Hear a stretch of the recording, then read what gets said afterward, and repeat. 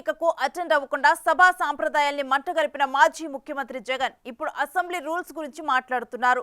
సాధారణ ఎమ్మెల్యేగా మంత్రుల ప్రమాణ స్వీకారం చేసిన ఆయన అది అసెంబ్లీ పద్ధతులకు విరుద్ధమని, తనకు ప్రతిపక్ష నాయకుడు హోదా ఇవ్వాలని వేడుకుంటూ స్పీకర్కి లెటర్ రాశారు.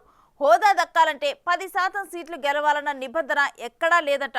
కాబట్టి తన పార్టీకి ఆ హోదా ఇవ్వాలంట. తనను ప్రధాన ప్రతిపక్ష నేతగా గుర్తించాలట.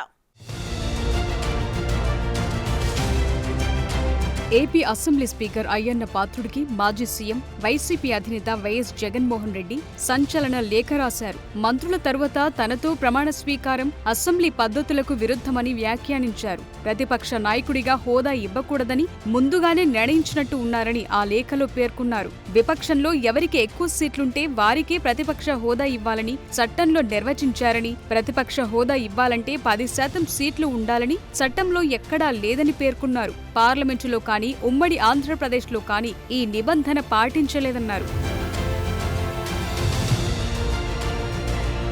అధికార కూటమి స్పీకర్ ఇప్పటికే తన పట్ల శత్రుత్వాన్ని ప్రదర్శిస్తున్నారని లేఖలో జగన్ పేర్కొన్నారు. చచ్చేదాకా కొట్టాలంటూ స్పీకర్ మాట్లాడిన మాటలు వీడియోల ద్వారా బయటపడ్డాయని, ఇలాంటి నేపథ్యంలో అసెంబ్లీలో గొంతు విప్పే పరిస్థితులు కనిపించడం లేదని ఆక్రోశం వెళ్లగక్కారు. ప్రతిపక్ష హోదాతోని ప్రజా సమస్యలను బలంగా వినిపించే అవకాశం ఉంటుందని లేఖలో పేర్కొన్నారు. ప్రతిపక్ష పార్టీ హోదాతో సభ కార్యక్రమాల్లో పాల్గొనేందుకు చట్టబద్ధమైన భాగస్వామ్యం లభిస్తుందని, ఈ అంశాలను దృష్టిలో ఉంచుకుని లేఖను పరిశీలించాలని స్పీకర్ అయ్యన్న పాత్రుడిని జగన్ అభ్యర్థించారు.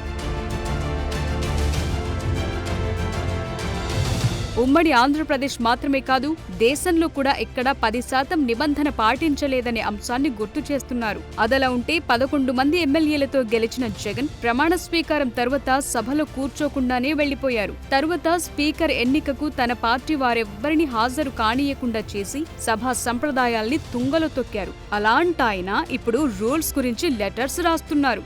మరి చూడాలి స్పీకర్ ఆయనకు ఏ హోదా ఇస్తారు.